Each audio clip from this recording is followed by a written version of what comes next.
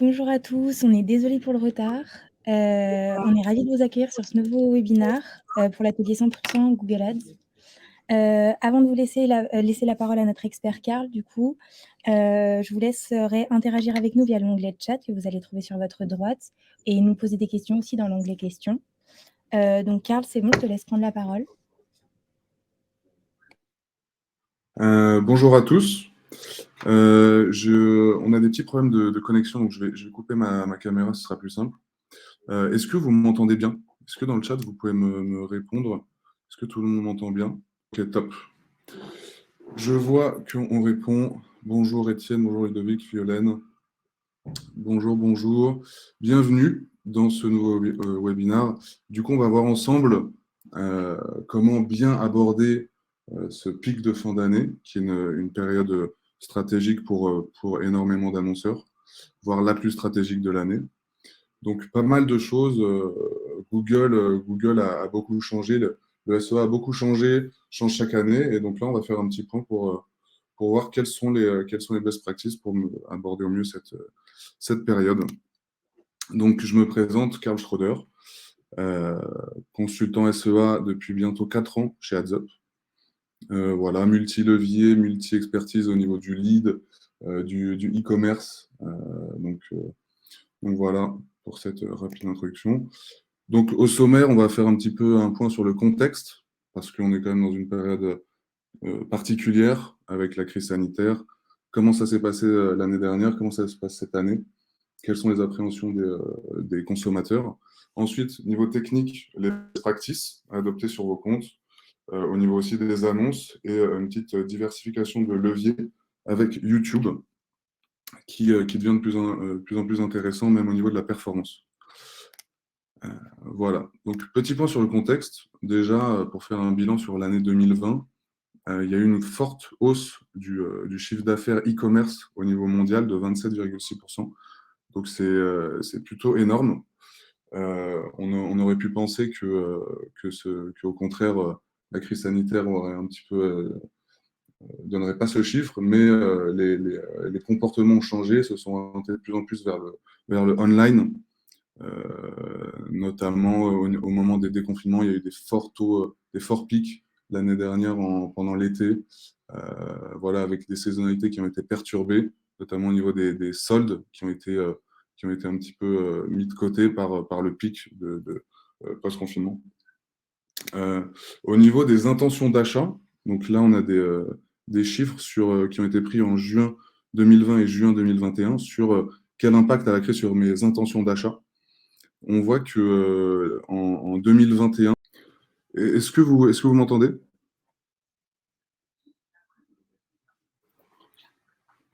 Oui. Ok, merci Vanessa. Top.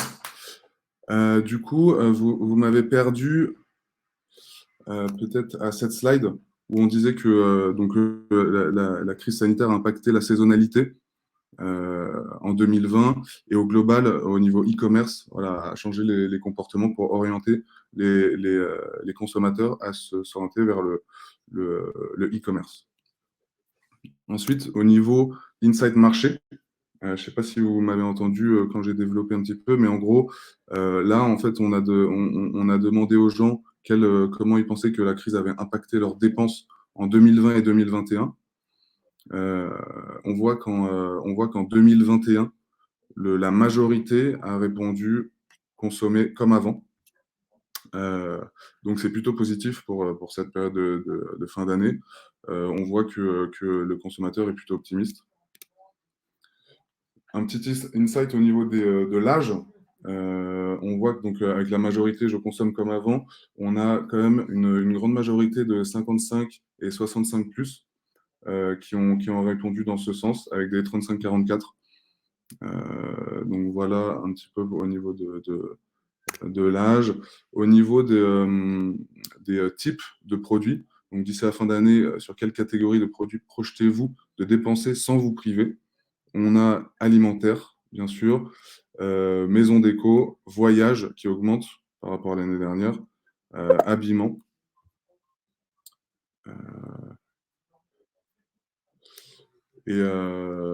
Habillement, et ensuite électroménager, beauté. Ensuite, à quel moment clé de l'année à venir pensez-vous dépenser sans vous priver? On a une majorité de Noël qui vient, donc très positif pour cette fin d'année. Ensuite, les soldes d'été, on a le Black Friday et la rentrée de septembre qui est passée. Ensuite, important de prendre en compte cette information dans vos annonces et dans votre communication, dans votre positionnement. On a des consommateurs de plus en plus responsables. Donc, à court terme, pour quelles raisons serez-vous prêt à payer plus cher pour un produit? On est en première position parce qu'il est fait en France. Ensuite, parce qu'il est respectueux de l'environnement, qu'il est bio, que c'est une marque que je connais ensuite, etc. Donc, on voit que le produit fait en France et le produit respectueux de l'environnement bio, c'est un avantage commercial très important qu'il ne faut pas hésiter à mettre en place ou des avantages commerciaux de substitut si vous pouvez pas les mettre dans votre communication. Donc, très important aussi de prendre ça en compte.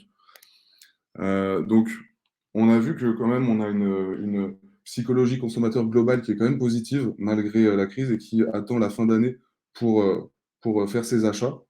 Donc, on sait que normalement, cette année, ça va être très stratégique d'être bien positionné pour profiter de cette peak season.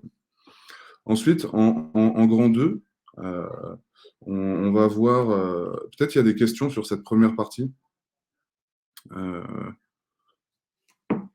Si y a des questions, n'hésitez pas à les mettre dans le chat. Moi, j'y répondrai au fur et à mesure. On va enchaîner du coup sur les best practices au niveau technique et SEA. En gros, donc ce qui a changé cette année, c'est qu'on s'oriente vers une stratégie où on essaye de donner le pouvoir aux algorithmes. En fait, avant, on essaie d'avoir un maximum de données de conversion, quitte à mettre en place des micro-conversions sur le site, par exemple des mises au panier, inscription aux newsletter, ou bien des indicateurs de qualité de session, des sessions qui voient plus de 5 pages ou qui passent plus de 5 minutes, par exemple, sur le site, afin de nourrir les algorithmes et de pouvoir passer à l'automation. Ça, c'était en 2020. En 2020, on misait tout sur le passage à l'automation parce que c'est quelque chose qui n'était pas démocratisé pour tous les annonceurs. En 2021, on considère que c'est acquis. On considère que l'automation fait partie intégrante de votre stratégie et que du coup, il va falloir sur cette base développer encore plus de performance, de rentabilité et de volume. On va avoir deux problématiques, donc la rentabilité et le volume sur 2021. Donc, comment on va faire? Ça va se résumer en 3 temps. On va d'abord avoir le ciblage, donc la couverture sémantique quand on parle d'achat de mots-clés est importante. Et en gros, il va falloir ouvrir son ciblage pour aller chercher le plus de requêtes possibles pour couvrir un maximum de demandes. Ensuite, les stratégies d'enchères.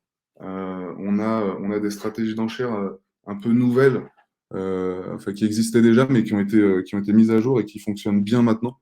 Là où on avait un peu plus de mal avant, donc les stratégies à la valeur de conversion. C'est-à-dire qu'on va plus simplement regarder le nombre de conversions, mais vraiment le panier moyen, la valeur de la conversion. Et ensuite, la diversification des leviers, parce que le search et shopping pour les e-commerçants peut être un peu saturé par la concurrence. Et il faut aussi diversifier ces leviers pour aller chercher du volume et de la performance un peu ailleurs de ces deux réseaux qui sont un peu la base du SEA. Alors, pour revenir au premier point qui sont les mots-clés, aujourd'hui, on a plus que 3 types de correspondance. Alors, je ne sais pas à quel point vous êtes familier avec les types de correspondance, mais on avait avant du large, de l'expression exacte, du mot-clé exact et du large modifié qui permettait de donner de la liberté aux algorithmes, mais en bridant un petit peu le ciblage avec certains mots qui devaient être obligatoirement dans les requêtes. Et aujourd'hui, Google a revu son algorithme pour ce qui est du ciblage large, qui va maintenant prendre par exemple en compte les activités de recherche récentes, le contenu de la page de destination, d'autres mots-clés du groupe et d'autres signaux qui permettent aujourd'hui aux mots-clés larges d'être très pertinents.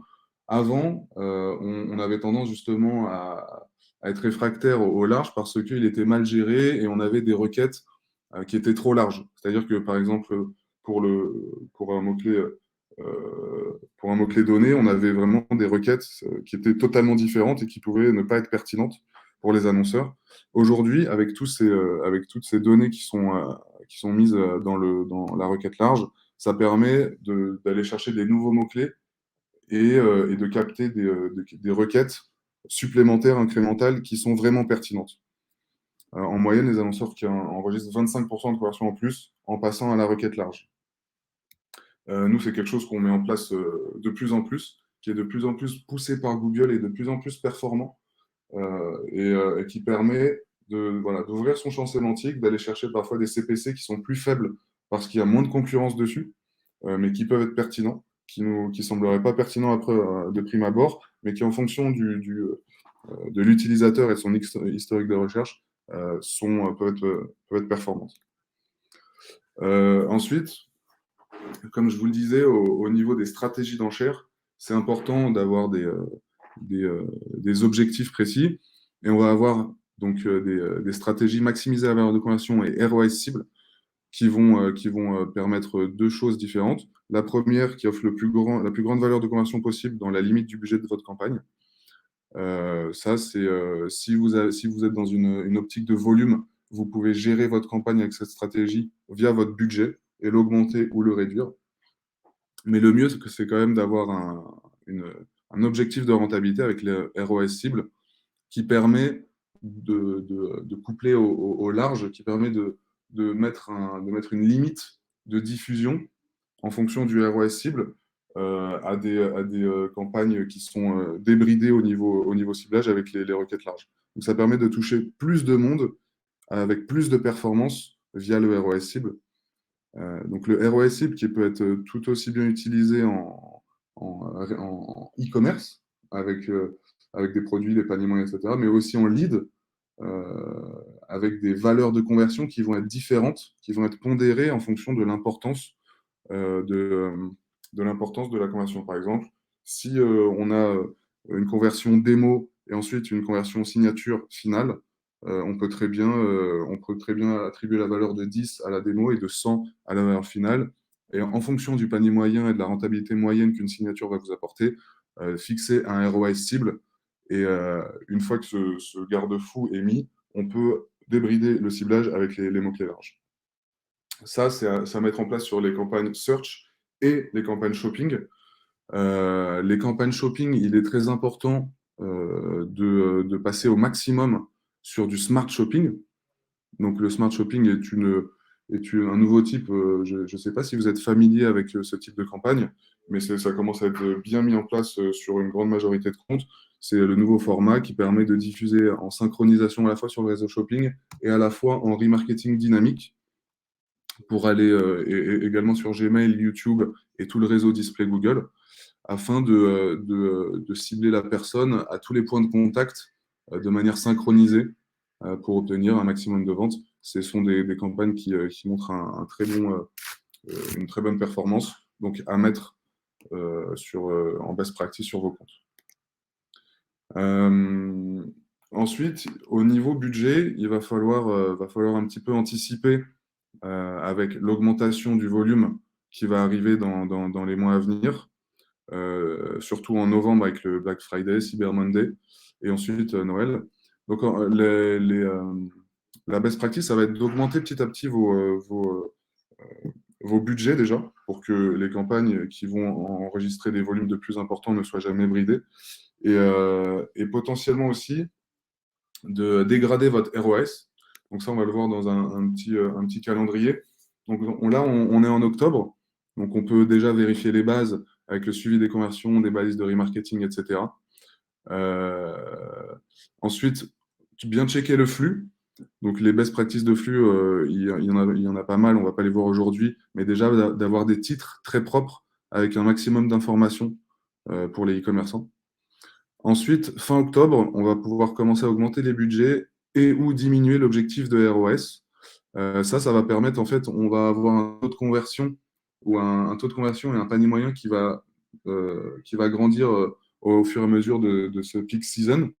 Et en fait, d'augmenter les objectifs de ROS, ça va dire aux algorithmes qui peuvent dégrader la rentabilité pour aller chercher plus de volume. Mais en allant chercher plus de volume via des paniers moyens et des taux de conversion qui augmentent, en fait, le ROS va rester le même et ça va permettre d'accompagner les algorithmes et les campagnes dans l'augmentation des performances qui va aller avec la peak season.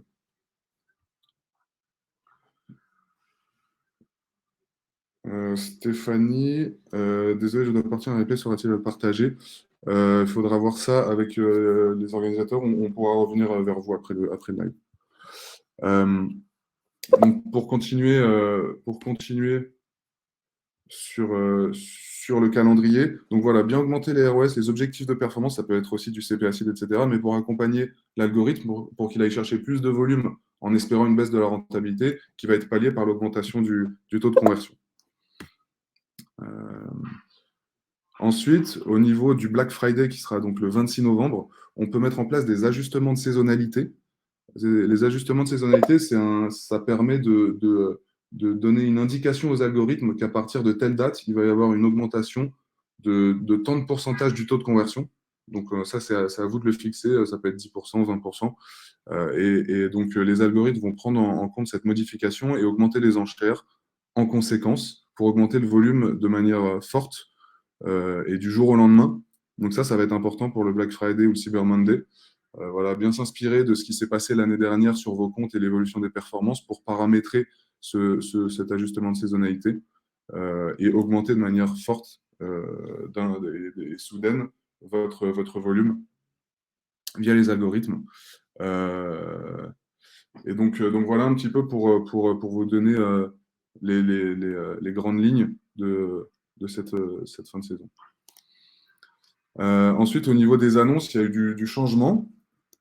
Donc, tous les jours, 15% des recherches sont de nouveaux termes jamais vus auparavant. Ça, c'est important à savoir. Ça veut dire que même tous les mots-clés mis dans votre compte, vous ne pouvez pas cibler 100% de votre cible. Et que, en fait, vos annonces ont besoin de s'adapter pour capter un maximum de recherches. Et en fait, c'est pour ça qu'il faut absolument passer aux annonces responsives, qui sont un nouveau format qui commence aussi normalement à bien être démocratisé sur vos comptes, mais qui va devenir obligatoire. Donc, on a un petit chiffre, 7% de conversion en moyenne en plus, en passant de ETA, donc les anciens formats, et RSA à RSA. Et donc, en fait, au 30 juin 2022, il n'y aura plus d'ETA, enfin, ce sera plus possible de les modifier ou de les créer. Donc, il faudra absolument avoir des RSA sur tous vos comptes. Les dernières recommandations de Google, ça va être d'avoir une annonce responsive de qualité bonne ou excellente par groupe d'annonces, là où avant, on avait 2 ETA et une RSA. Est-ce que vous êtes tous familiers avec le format d'annonce RSA ou vous avez peut-être besoin de plus de détails dans le chat?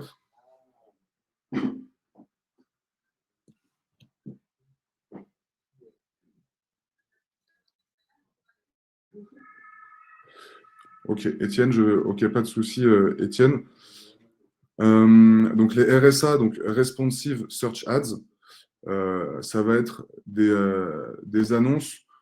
Là où dans les anciennes annonces, on avait 3 titres et 2 descriptions, maintenant on peut aller jusqu'à 15 titres et 4 descriptions. Donc en fait, il y a beaucoup plus d'éléments dans votre annonce et qui vont être optimisés en fonction des utilisateurs, de leurs requêtes, etc.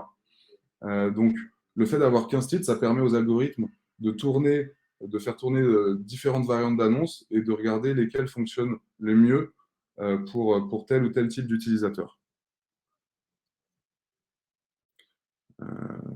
Donc là, par exemple, on voit que 4 titres ont été paramétrés et qu'on a une qualité de l'annonce en haut à droite qui est bonne, good, mais qu'on pourrait l'améliorer avec plus de titres et des titres moins répétitifs. Donc voilà, est-ce que c'est clair pour vous?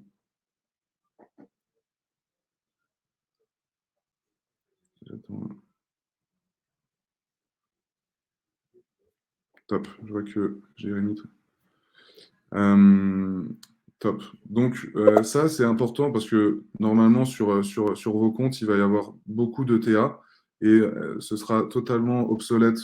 Ça, en 2022, ça l'est déjà, en vérité. Mais voilà, ça va vous permettre d'augmenter votre volume de conversion et votre CTR, d'avoir plus de trafic en faisant tourner des variantes d'annonces.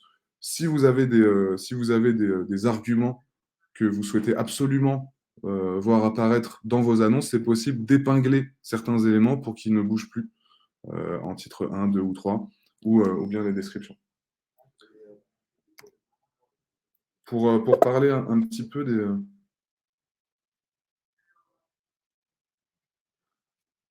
pour revenir un petit peu sur les annonces, je vous ai mis des best practices, toujours intéressant de voir ça.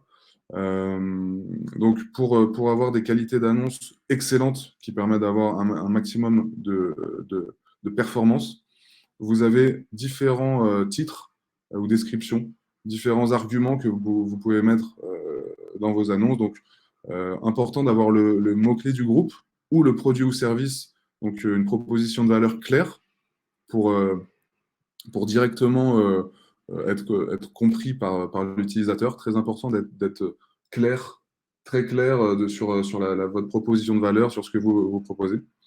On peut mettre le problème que vous résolvez, votre marque, un slogan, des call to action. Très important de mettre des call to action avec des impératifs, des éléments de réassurance, par exemple, à votre service depuis plus de 30 ans ou ce genre de choses. Des arguments comme le choix, un service client, des garanties, des arguments livraison, prix, promotion, satisfaction client avec des pourcentages de satisfaction, des notes, etc. Donc voilà, on a 15 titres. Vous pouvez aller jusqu'à 15 titres disponibles sur ce nouveau format d'annonce. Donc voilà, c'est important de tester et aussi d'analyser. C'est possible d'analyser les variantes qui sont les plus cliquées et qui ont les meilleures performances. Ça peut aussi vous donner des insights sur la perception des consommateurs de votre marque. Toujours dans les annonces, il est possible de personnaliser les annonces dynamiquement en fonction des utilisateurs, soit au niveau de la recherche, donc on peut insérer le mot-clé tapé par la personne dans le titre, ou l'endroit où il se trouve, en fonction de vos services, de vos produits, ou encore la date, l'heure et le jour avec des balises countdown. Donc ça va être des titres qui changent dynamiquement en fonction des différents éléments qu'on vient de voir et qui peuvent améliorer votre performance, votre qualité d'annonce, votre diffusion, etc. Et rentrer voilà, dans ces best practices. Il faut savoir que plus un compte est sain, plus un compte respecte les best practices, mieux il sera diffusé par Google au niveau du taux d'impression, donc de la couverture par rapport au marché, au niveau des CPC et donc de la rentabilité et de la performance finale. Donc voilà, ça c'était un peu un tour d'horizon dans les grandes lignes sur les nouvelles best practices qui vont vous permettre d'avoir les meilleures performances. Euh, et donc avec du smart bidding, donc des stratégies d'enchères adaptées au niveau de la valeur de conversion si possible, qui vont être combinées à du broad match qui va vous chercher le plus de requêtes possible, qui va ouvrir votre champ sémantique, qui va vous permettre d'aller chercher de la rentabilité et du volume. Et enfin, les responsive search ads, qui sont la nouvelle base au niveau annonce sur le search aujourd'hui. Ensuite, pour un peu sortir du levier search et shopping, déjà c'était une partie assez riche. Est-ce que vous avez des questions sur cette partie dans le chat?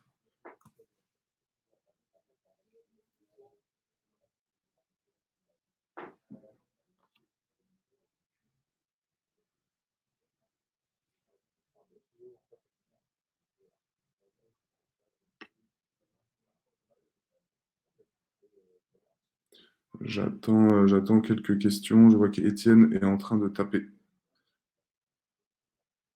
Avant de poursuivre.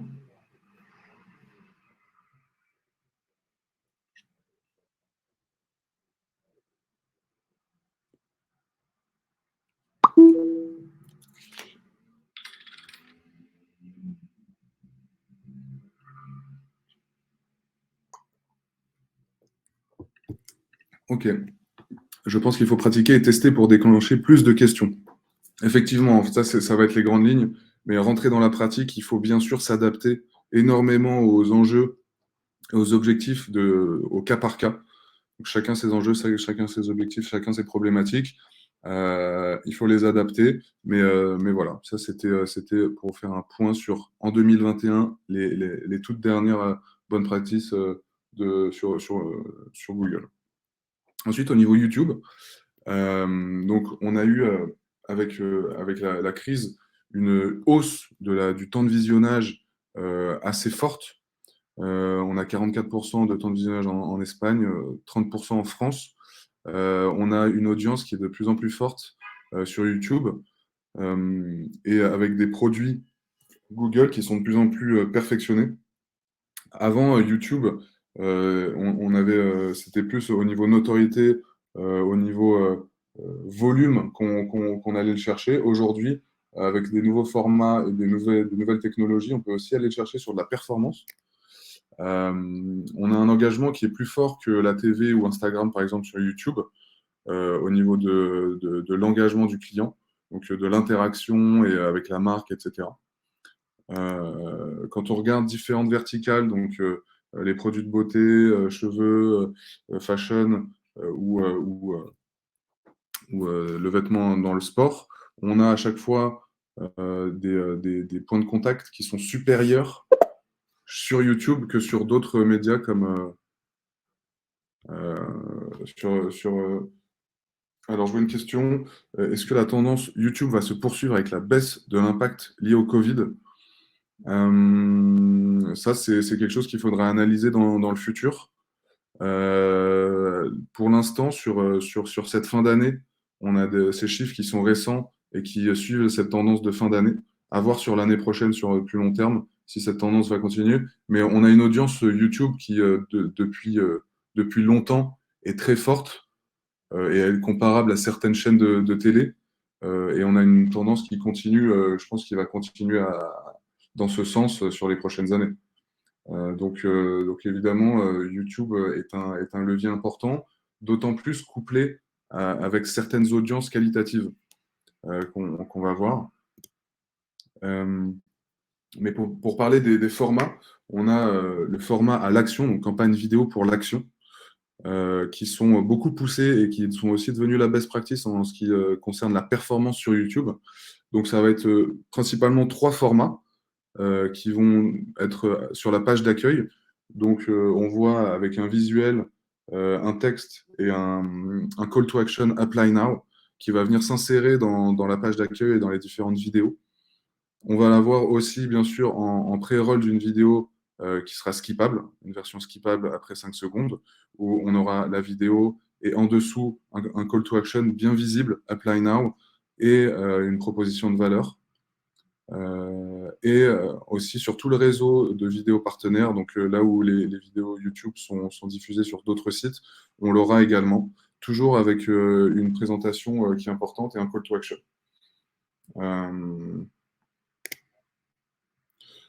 Important sur ce format, on peut lier le flux Merchant Center, donc votre flux produit avec toutes les informations produits, les photos, les prix, etc.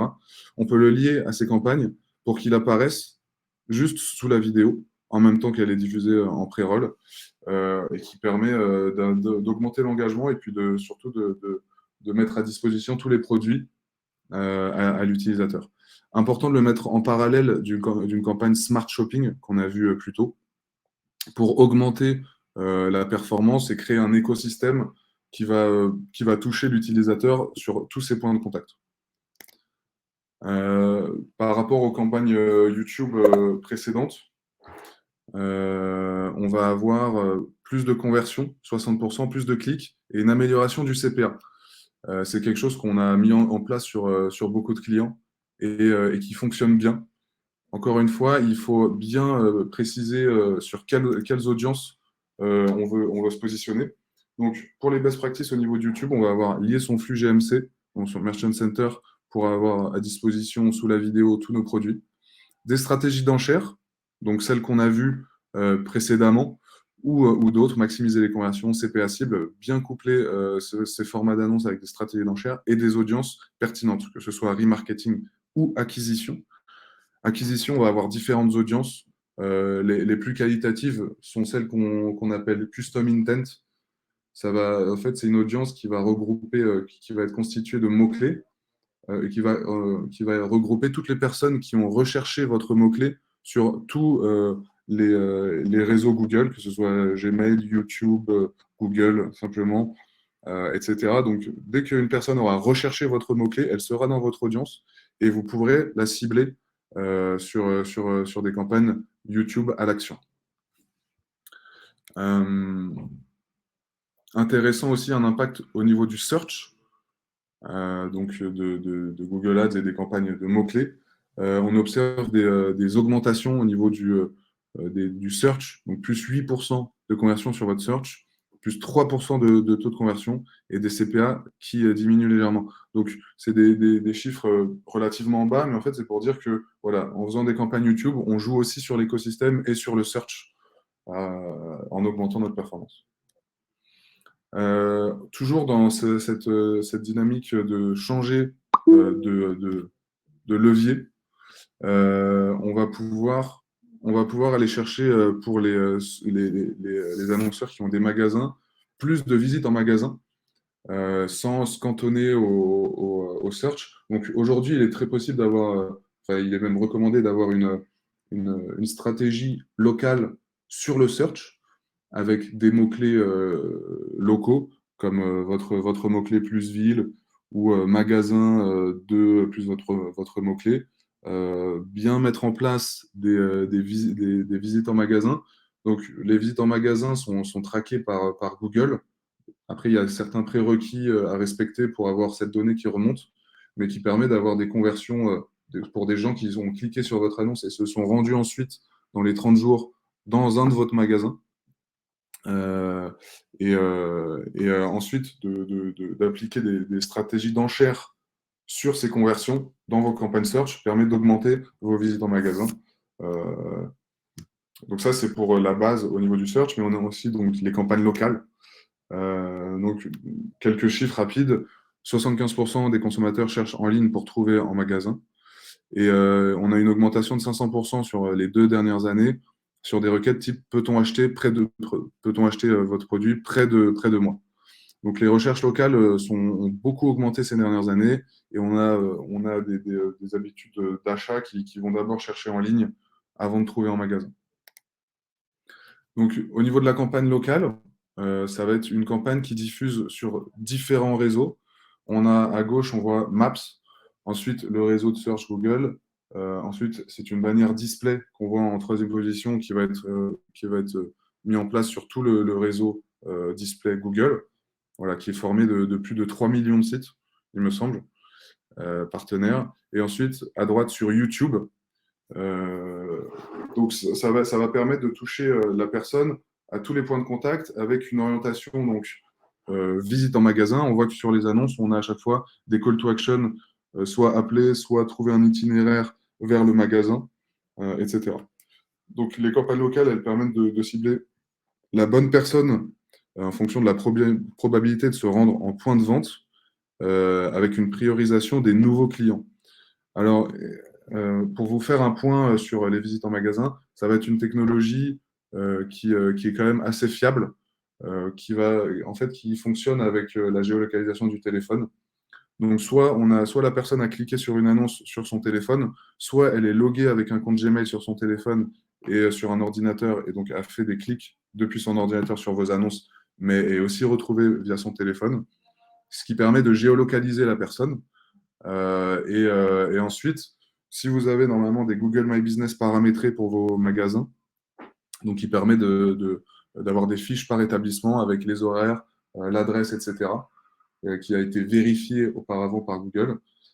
Si la géolocalisation de la personne va dans un magasin, donc à l'une des adresses de votre magasin pendant une certaine période, parce qu'il faut pas prendre en compte toutes les personnes qui passent devant votre magasin ou même les employés, etc. Donc les employés, ce sera des visites trop longues de toute la journée qui seront exclues par Google. Les visites qui vont durer 1 minute va être considéré par Google comme des personnes qui ne sont pas vraiment allées dans votre magasin. Donc, c'est des algorithmes qui vont permettre de détecter les visites réelles et de vous les faire remonter sur votre plateforme Google Ads, ce qui va vous permettre de faire des ajustements stratégiques sur vos campagnes. Donc, c'est la bonne personne, le bon moment, le bon message, en fonction des profils, avec toujours des annonces orientées visite en magasin, des call to action locaux. Si vous n'êtes pas éligible aux visites en magasin, il est tout à fait possible de les paramétrer à l'action locale. L'action locale, ça va être simplement des clics sur l'itinéraire. Si la personne a cliqué sur le bouton itinéraire, ça va être compté comme une conversion et ça va optimiser les algorithmes sur cette base. On a une consommation qui est de plus en plus online to offline. On a 46% des consommateurs qui se renseignent sur les stocks avant de se rendre en magasin, 42% qui aimeraient plus d'informations de la part des marques sur les stocks, et 83% des consommateurs qui se sont rendus en magasin affirment avoir fait des recherches online avant. Donc, pour la performance, même physique magasin, il est très important aussi d'avoir une stratégie online.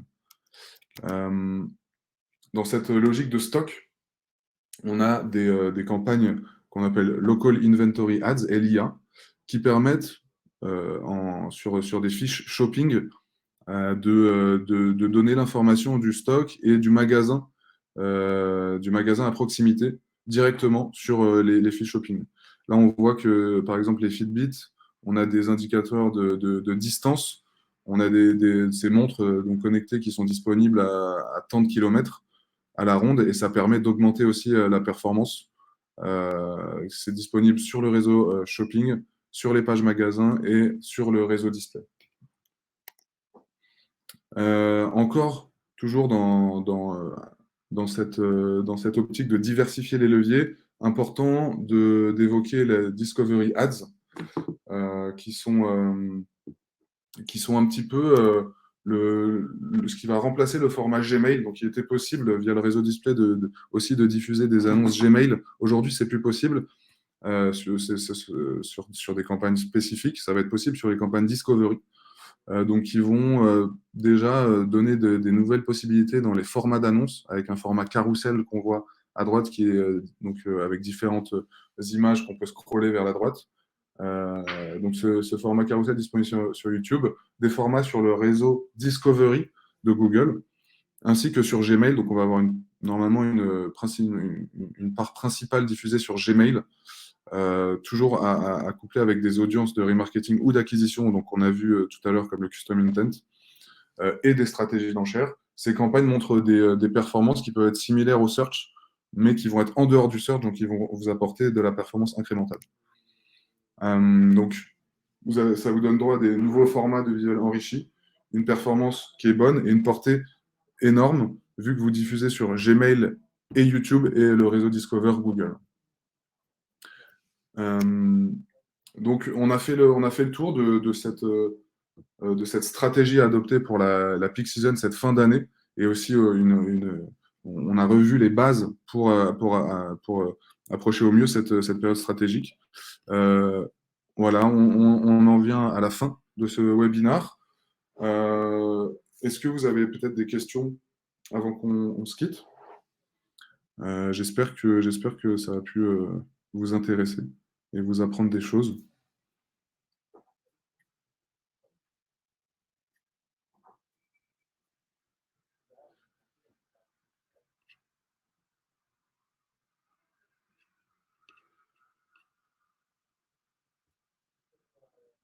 Étienne, merci pour votre participation, très intéressant. Merci beaucoup. Eh bien, écoutez, avec plaisir. Si vous avez des questions par la suite, n'hésitez pas à nous les partager. Merci beaucoup d'avoir été avec nous sur ce live. Oui, merci beaucoup. Et du coup, donc, on vous enverra bien sûr un replay ainsi que la présentation de Karl par mail très rapidement. Donc, on vous souhaite à tous une bonne journée et merci beaucoup d'être restés parmi nous et encore désolé pour le petit contretemps technique. Au revoir. Au revoir à tous. Merci d'avoir assisté à ce live.